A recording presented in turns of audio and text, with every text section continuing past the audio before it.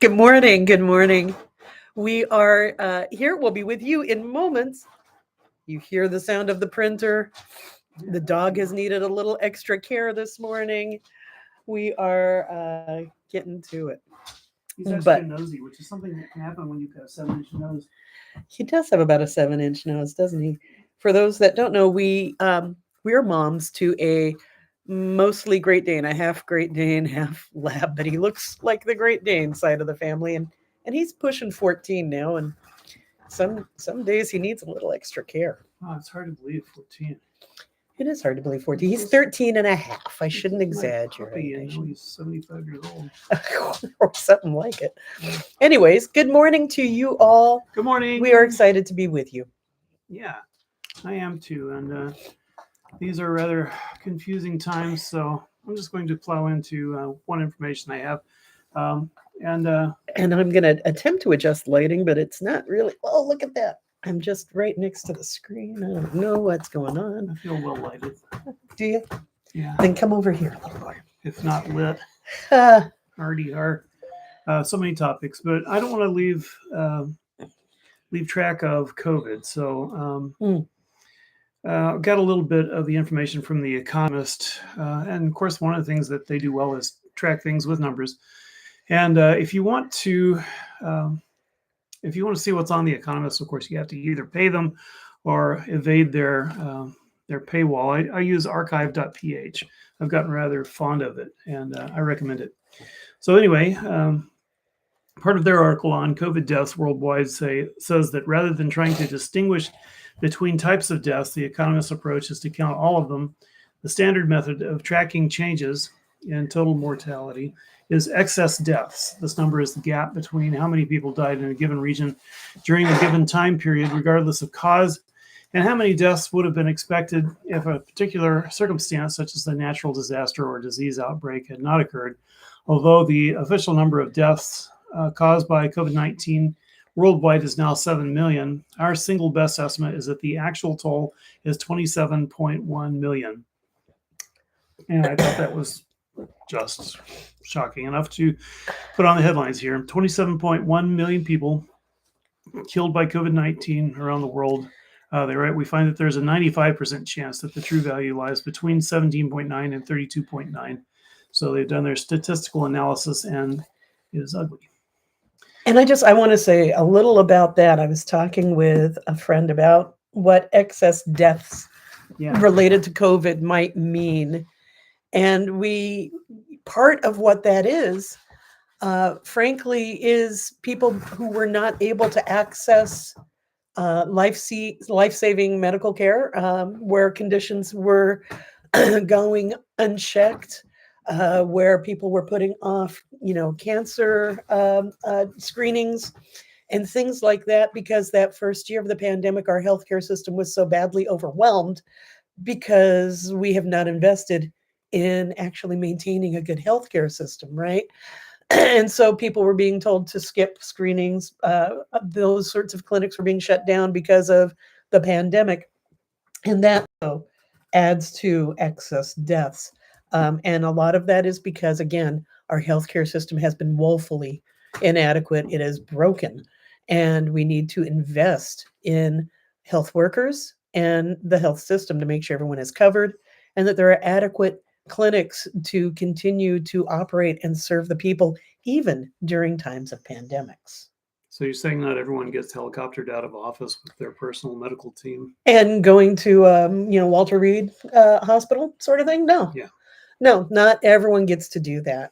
Some people put regular health care on hold for a year or two. I've talked to a couple of friends that are still very hesitant to go into clinics because things, and that is detrimental to our overall health nationally. And of course, internationally, we see this as systems were completely overwhelmed without support from the outside world. I remember it knocked you into the hospital, and that was enough to put me in a tizzy. But boy, when it hit me, I was impressed. And I was also worried because at the time I had kidney problems. And this is, I think that's part of that excess deaths is that you have some other problem that it makes it so much worse. Exactly that.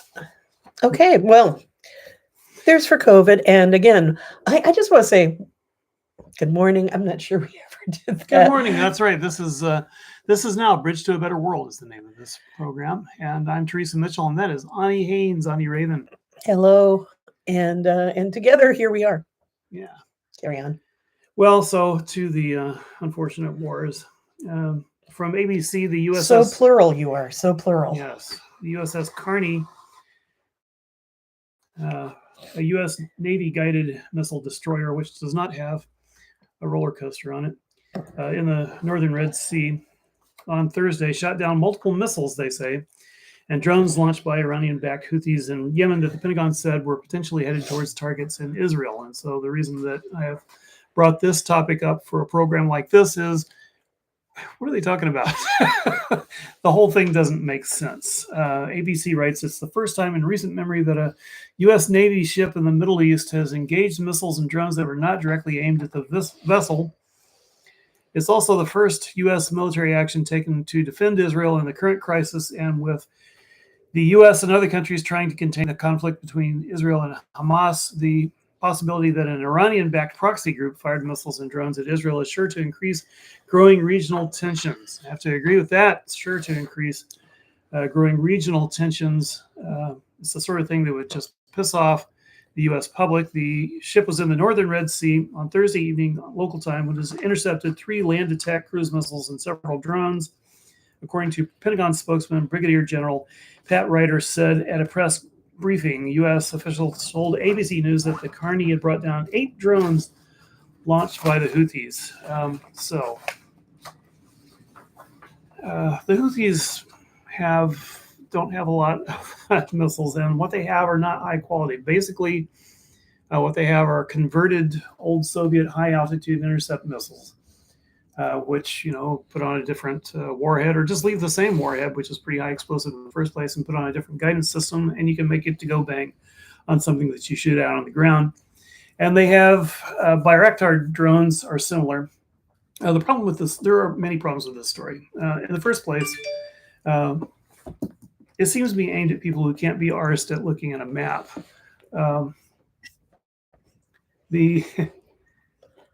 Israel is north of the Red Sea, and Yemen is south. If they shot drones from their own territory, they have to traverse more than 1,400 miles to get to Israel. And they're saying that they shot them over water, which makes them go a little bit out of their way to go past the radar installations that the Saudis have at their major cities on the Red Sea, and of course past the U.S. flotilla that they know is there. So that would be a rather odd thing for them to do, especially with drones that have a maximum range of 300 kilometers, not 1,400 kilometers. So I call bullshit on this story, and that raises the question of why is the U.S. public being subjected to this kind of bullshit? It seems I am worried that the U.S. really wants to institute a wider war in the area. There's a couple of things. Go ahead. Well, I was just going to mention our recent comment there. How does the U.S. involving itself contain the conflict? And I think that you're about to address exactly that. Yeah, I mean, it's not really containing when extra countries jump in, is it? And especially not to the degree that the U.S. has. And they put 2... And Britain. They put 2 aircraft carrier groups, which are just massive, massive flotillas with dozens and dozens of ships. That's like a flotilla, but it's a flotilla. Because I can't. Well, anyway. Carry on. That's just one of those is capable of conducting quite a heinous war. And the things that they are saying that they've brought with them, for example, the A-10 anti-tank jet, that's a very specific weapon. It's considered to be outdated and replaced with the F-35. But, it shoots tanks great, and Hamas doesn't have any tanks. So who do they plan to shoot up with those A-10 jets? And just little things like that, and propaganda like this makes me think that a larger war might be afoot. Bill Beeman, who you may have heard of, was interviewed by an Iranian journalist on Dissident Voice, and I want to present some of what he said. He said, during the war between Hamas and Israel, some sources in America and their affiliated media reported that Iranian money was blocked in Qatar again, which is later denied. Now, we on the left side, which would be most of America, from the MAGA people, probably haven't heard about this $6 billion that the MAGA camp likes to say that Biden gave away to Iran. This is a big deal and is repeated very much amongst that crowd. And so Beeman is trying to disassemble that propaganda in the same way that I did with the claim that the USS Carney had shot down missiles intended for Israel, magic missiles which could go 4 and 5 times their range. Anyway, he writes, "To you." Sorry. The dog finds the arrangements unsatisfactory. He would really prefer to be in my lap at the moment. So he's just going to flap his large dog bed up and down to get our attention. I'm sorry, I know it's I cold. know. It's cold for Oh, us it to be up sucks. there. When you Okay, Carrie, it's just just want some returning pets. our attention now. Anyway, he writes, do you think there was a message hidden in this news? He says, I've written about this accusation in the United States. He wants to lay out the reasoning behind the accusations. They are complex and they have more to do with partisan politics than about Iran. First, the accusations of the tie between the Iranian settlement, the $6 billion, and the Hamas attack was launched exclusively by Republicans, and it was a ploy to try and blame President Biden for the Hamas attack. There are many misstatements made, but the truth is irrelevant when it comes to partisan politics. The main goal is to score points rhetorically. The most ignorant comments claim that Iran received the money and immediately used the funds to support the Hamas attack. This is, of course, a total lie. But for people who are ill-disposed towards Iran and towards President Biden, this is an easy lie to sell. And looking at the commentary from right-wing media and comments on news stories shows that many people heard this and immediately believed it. A slightly more sophisticated version of the same lie is that Iran received the funds and couldn't use them to support Hamas because they were earmarked for humanitarian purposes. This goes back to what funds we're talking about. Money that actually was owned by Iran was given back to them as part of a deal. A hostage release deal, right? Thank you. I think something similar. And the lie goes, because they received the funds, they were able to offset other government funds which were sent to support Hamas. So there, bleh. But that's not true either. And when the Biden administration decisively pointed out, first, the funds did belong to Iran and that none of them have been dispersed from Qatar, the bankers there are holding on to it. A third version of this story started circulating, and that is that Iran anticipated these funds after the settlement and so dispersed other existing funds to support Hamas, and therefore it's all Biden's fault. Of course, all of these were complete lies. Hamas had planned this attack for months, at least. The Iranian settlement took place long after the planning and preparation for the Hamas attack was underway. Iran could not have anticipated that the $6 billion of its own money would be released as a condition of the prisoner exchange because negotiations were not finalized before the planning for the Hamas attack. So these accusations are false and illogical. However, that still did not stop Republicans from continuing the narrative that President Biden was soft on Iran and that concessions made to Iran somehow led to the Hamas attack. And so ultimately, President Biden was responsible. The Republican narrative that the attack was engineered, directed, and supported by Iran continues and now has been cemented in the Republican political narrative because they don't care what the facts are ever. And Biden administration has been unable to counteract it. Another narrative has emerged that claims that Iran will instigate Hezbollah to attack Israel from Lebanon, thus proving that Iran was behind the Hamas attack. This is illogical, of course, but the demonization of Iran has become such a complete fixture in American politics that this kind of narrative has been extremely easy to promulgate. So in response to these falsehoods, the Biden administration froze the Iranian assets in Qatar, which they had promised to give. So I guess the moral of this story is if the Biden administration tells you they're going to give you $6 billion, don't believe them. I mean, you'll get it about as soon as that Nigerian prince will come through. And it was a violation of the agreement between Iran and the United States. But it was necessary to try and stop the Republican lies. I disagree with them there. There isn't any stopping the Republican lies. That's true. It simply degraded the trust further in the United States. The U.S. In likes the to do this. international, in international eyes, our word is not quite worth the paper it's printed on, right? Yeah, I mean, the U.S. very much likes to do this, to steal your money and then say, "Look, you're poor, and obviously your politics have failed you." They do it to Cuba, of course, on a continuous basis. They did it to Venezuela in almost exactly the same way by stealing their gold. They got the Bank of England, which used to be absolutely solidly reputable. This is the astonishing thing to me. I mean, the Bank of England is so under the sway of the American politicians that it just gave up its. That was the end of the Bank of England's unblemished escutcheon, and now they gave, I think it was a similar amount, about $6 billion in gold, to, what was the name of that fool who was claiming he was the president of Venezuela? It doesn't matter. Right. So, and all of this together might make it sound like I'm just hostile to Jews, and I want to point out that I'm not.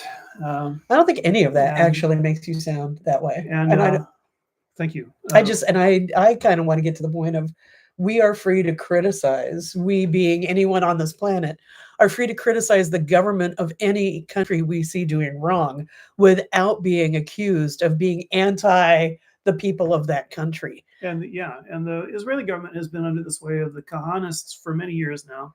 And this is an absolute disaster for the whole planet. It is the equivalent, I think, of the US government being under the sway of a second and worse Trump administration, who have promised to be absolute dictators.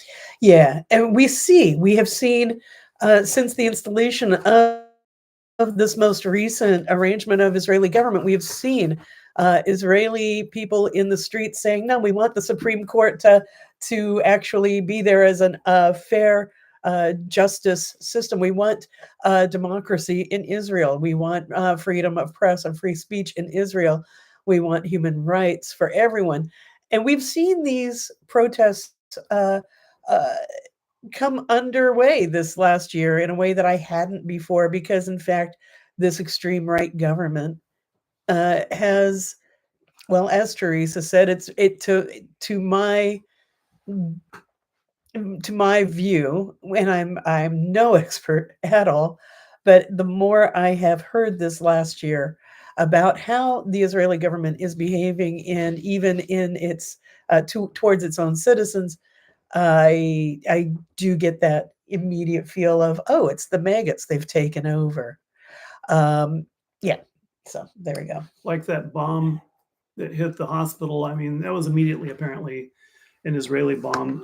The easiest way to tell is that the Hamas rockets simply do not have that quality of munition. They're not that big, and even the explosive is not as efficient as the bomb that hit the hospital. Such a horrible sight on the various videotapes. Little kids' arms and legs flying into the air. So we have to be careful about propaganda at this point, right? Because we know it's fast and furious, and it's really hard from halfway around the world. If we don't have personal contacts in the area, it's damn near impossible to know what's going on. But put your hip waders on and get out your bullshit detectors, because you can source here and there.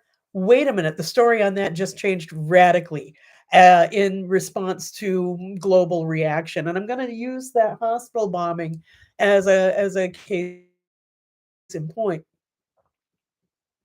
That the day before, there were warnings from Israel towards the hospital, from what I understand. There was a warning, there was then the shelling or the bombing. There was immediate claim, well, it had to be done because, Hamas uses human shields in these ways, and it's unfortunate that those animals put their own people at risk, but what can you do? We had to take them out. No, that wasn't a global outcry. No, you don't bomb hospitals. No, that's wrong. That's a war crime, in fact. Oh, actually, it wasn't us. It wasn't us. It was the other guys. The bad guys did it to themselves so that they could blame us and we would look bad. And if you follow that for the 3 days the story was out there, right? You see, that's bullshit. And now there are all manner of, what do we call those? the intelligence make this the motion for intelligence organizations. That intelligence footage reviews have said, no, no, no, that was Hamas. We can tell. Look, it's the official intelligence report now. So But that does obnoxious. not follow Yeah. the narrative if you actually were following day by day for a couple of days there. And I think that's a whole lot of damage control put out there in disinformation by the international spook community. Okay, I'm gonna go on to. There's a 14-minute video, Noam Chomsky talking about the issue right now. Currently, it was put up 6 days ago on the YouTube channel Free Will, and there is a link to it in the description below if you want to click this interview. I would recommend it. Chomsky starts off saying that he's quoting an award-winning Israeli journalist. His name is Geron Levy. And Levy reported that the IDF is brazenly attacking civilians because they feel confident that they can attack without consequences from the US. And I think that this is part of the reason why we called this particular episode "The Masks Are Off." No one, Israel is not pretending to have any kind of moral high ground. That when we, well, I mean, of course, okay, I'm sorry, they are pretending to have moral high ground, It's just not working very hard. but it's yeah, they're not working very hard at it because they have been told that the US is with them and that they're our best and oldest ally, and by golly, we're going to come through for them. And an injury to Israel is an injury to all. And then we have Sumac doing the same thing, from the British side. And so this doesn't really lead Israel to any kind of restraint, right? And so, um, we have Gideon Levi saying that, and this is a quote from Chomsky, quoting Levi, who said that the IDF stormtroopers just attacked a Palestinian funeral because they don't care. They are confident of US support, and therefore they will do anything. They no longer have to pretend. And that is horrifying to me, right? That is horrifying. That because we have the leaders of this country have promised unconditional support for a growing war, for one side of a growing war, we are on the really, I believe we are complicit in war crimes again. That we are in fact a part of growing this conflict, not containing this conflict. It makes no sense to join a conflict to contain it, right? And thank you for pointing out that logical inconsistency. This fire is getting too big. Let me pour some gasoline on. That's kind of it. So that's, I mean, the horror continues to unfold. 2 days ago, I had to sort of turn away from the news because I really was. I'm just going to go ahead and say it. I had a panic attack. There's a couple of things in my personal life that are a little stressful at the moment.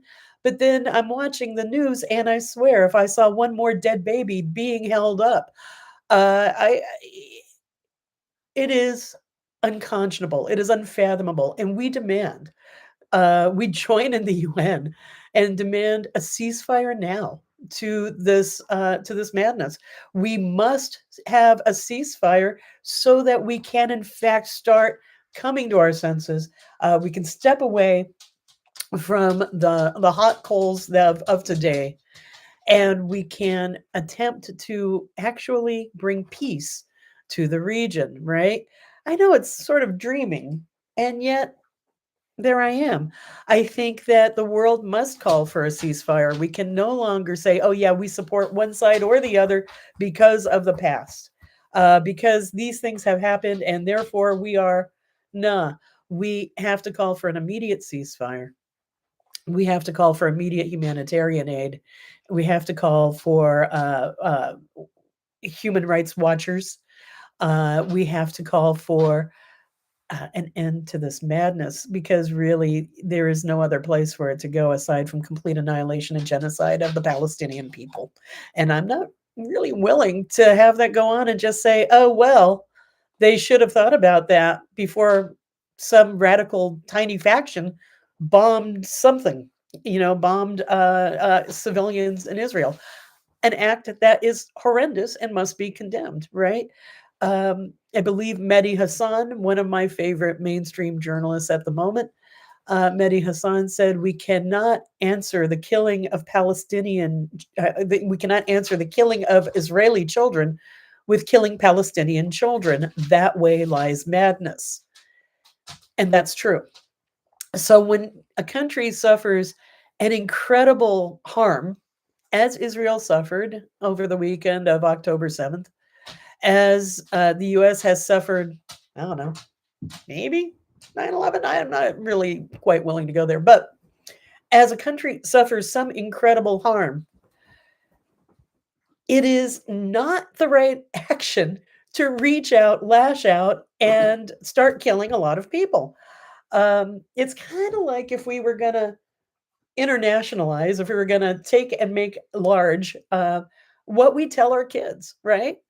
If somebody hurts you, don't react immediately in anger and start fighting. Somebody's going to get hurt or killed. In fact, use your words, get some help, try to resolve the situation in a way that isn't going to hurt others or get you killed.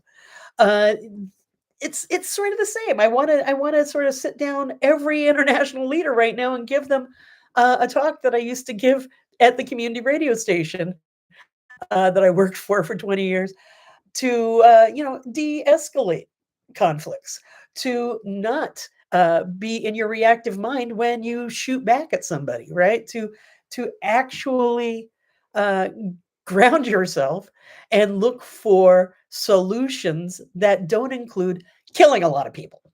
Just saying, it's my dream. So I did news you're not supposed to know for many, many years. That was my conceit, and I think that if I summarize this best I can, what we're really looking at right now is a U.S. attempt to widen the war using this extreme situation. The feelings are just as intense as your feelings would be if it was your family out there that got shot to death while completely innocent and unarmed at a music festival. Just as intense as you would feel if that sort of genocidal pressure had been applied to you in Gaza. And what they intend to do with Gaza is, I'm not overusing the word genocidal. They intend to exterminate everyone in the northern half and annex it. That's what they're going to do.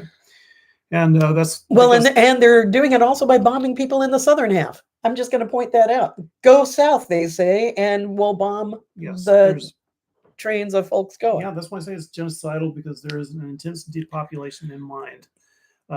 They won't kill every single Palestinian, but they will decimate them in a genocidal way. And it is because they are a people, and that's the GEN part of genocide. And they will also, between the U.S. and the Kahanists, they will bomb and attempt to depopulate and demilitarize the about a third of Lebanon. That's coming up too. And if they can possibly provoke Iran into a naval exchange, they will do that. So that's what we're looking at. And you're not welcome to participate in the decisions that the U.S. military complex makes.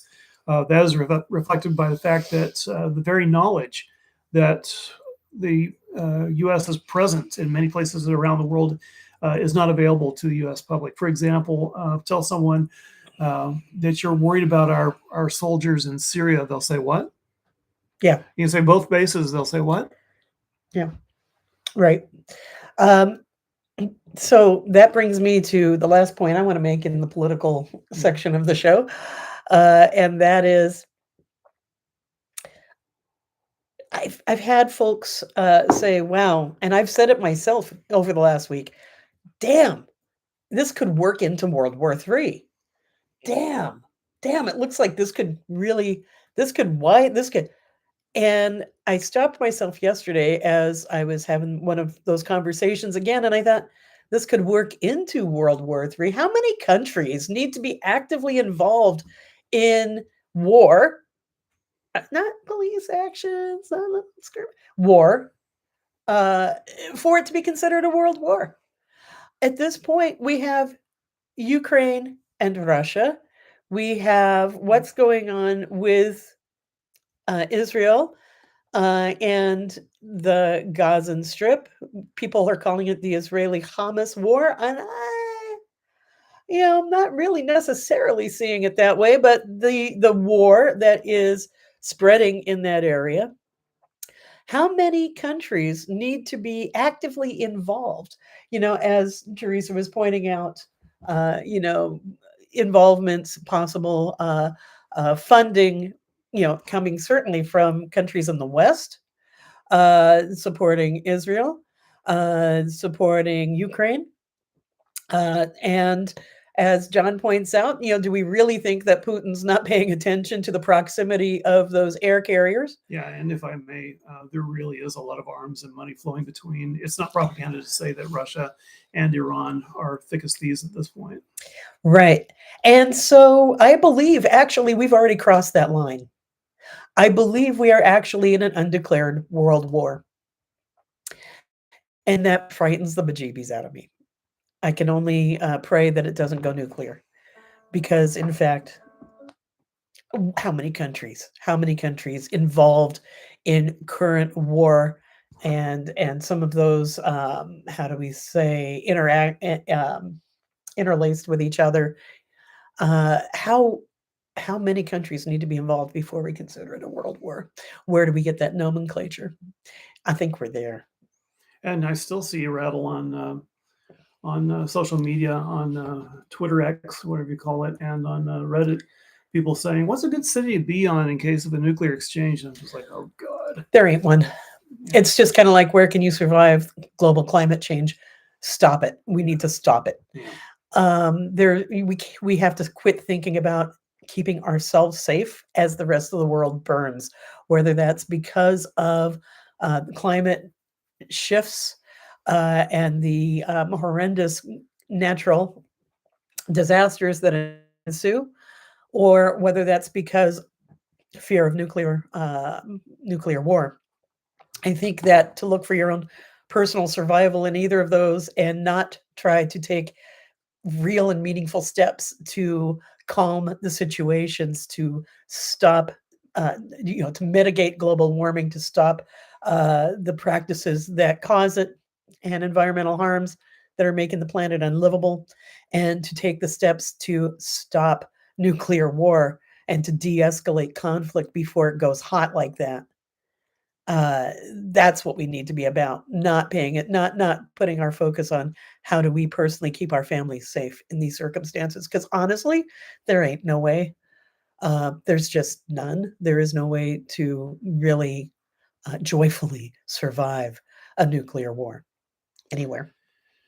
Yeah, and when it comes to propaganda generally, I mean, finding out a lie in that context is pretty similar to finding out a lie with someone talking to you directly. The way to find out if they're lying is to ask details. They just can't follow up on the details. If they're making it up, it'll just get sillier and sillier. All right. Is that shall we shift now into our tarot times? Yeah, I think so. That wraps up our understanding of today's news. It's really hard. It's really hard to keep paying attention. I'm going to encourage you right now to take breaks when you need to take breaks. Pet cats when you need to pet cats. Drink coffee. Boop the nose of your rat when you need to boop the nose of your rat. To take care of yourself, as we, not to turn a blind eye to the horrors of the world, but self-care is in fact very important. And I'm talking about real self-care, the kind where you can actually de-escalate yourself.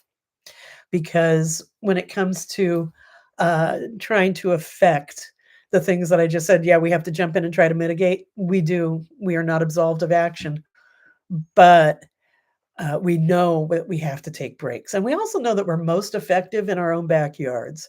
So, as much as I want to change the situation, um, all of these dire situations, I know that I don't have much of a global impact. I am one person with a solid group of friends and folks of good mind and heart that listen to me, and for that I am very grateful. But here we are, a couple of folks, a handful of folks in the Pacific Northwest. Can we change the world? Yeah, I think we can. But our power is really here, localized amongst us, and we need to figure out how to ripple that out. You can impact me, baby. We impact each other, and that's a good thing. We need to keep each other moving forward, writing and calling Congress critters on all of these things. I almost never give that a lot of hope, but when when we are out of other options, call and write your Congress critters. The Oregon delegation has not yet been critical of the billions of dollars going towards war at this point. We need to maybe talk to them about that, right? Let's talk to Earl. Let's talk to Wyden. Let's talk to the folks in Congress. Let's talk to our representatives, and let's try to bring peace. It's a good point. I mean, amidst we don't have millions for housing. Well, where'd they get the billions for war? That's kind of exactly it. We can't fix the healthcare system, and bridges are collapsing. And there are some streets that you really shouldn't drive down unless your car has a reinforced axle. But let's just go ahead and fund the war machine some more. Yeah, because murder's a priority. Murder's a priority, and the peace dividend. Well, we can't talk about peace dividends. That got annihilated with 9/11. So, that's sort of where we're at. And yeah, I'm going to shift. I'm going to shift right now. This cat. The cat is telling me it's time. Yeah, she's about done with this. The cat. Let's do Tarot with this cat. I don't even know what to say. The cat and the dog have both been a little amped this morning. And she'll just walk down Teresa now. She wants to play laser pointer again. I know. Okay, here we are. The cat will be helping now with the tarot reading, as she often does. I am, after all, using the kitty tarot. So we have the Five of Pentacles. We have the Eight of Pentacles. And we have the Sun. What does this all mean? Well, there's possibly experiencing some hardship, experiencing that things just aren't really coming together. You might want to look to do things in a different way. That the Five of Pentacles is a card that talks about if things are hard and you're strapped for cash, things are hard and you're not sure where you're going to get money for utilities. If things are hard, start looking at mutual aid. Start looking at having stone soup potlucks. Build community. Community will get us through times of no money. More than money gets us through times of no community. And that is to also say that, we have wanted to have a little more comfort in our lives, and we might want to rethink what comfort means. We might want to think about how comfort, what comfort looks like. Look like a big free cat. To me, this is comfort. This is about, I'm showing you off, Libs. This is Libby. Libby, one of my favorite beings on the planet. That comfort can come in many forms. And again, look at mutual aid.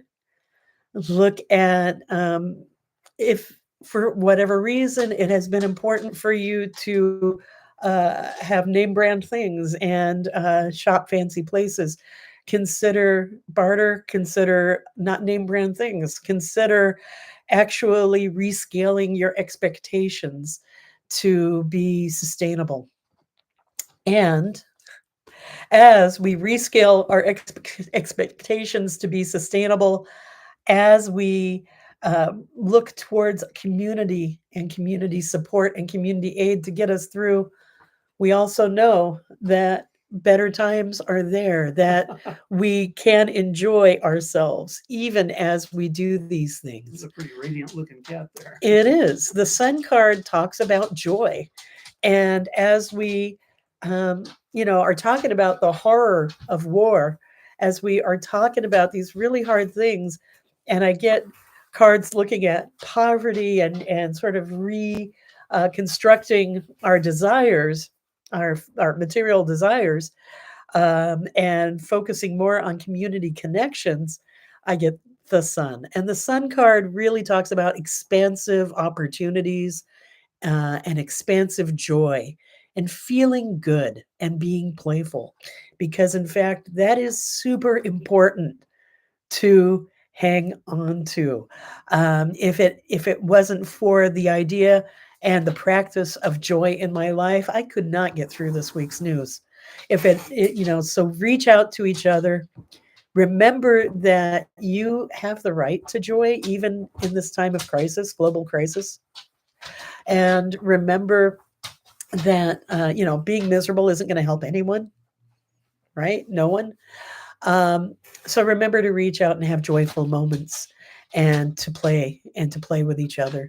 Look at what's going on, and be a part of it. If it comes to joyful things that are going on this week, events in our community that are there to stimulate community building and enjoying each other and this beautiful world, which is in fact a beautiful world, even with the news that we're talking about. Do that. It's important. It's important to feed your soul. And with that, I just want to remind folks, I am doing a session on Samhain. That's next Wednesday night will be the session on Samhain. It's 7 o'clock next Wednesday night, the 25th. There's a link in the description box if you would like to register for that. It's pretty reasonable. And of course, everything I do is always sliding scale. If you don't have cash, that's fine. Sign up anyway, and just be there. We'll be looking at Samhain, the holiday, what it means. We'll also be looking at what does it mean to have a haunted house?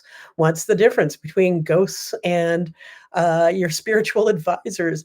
Are all the dead the same?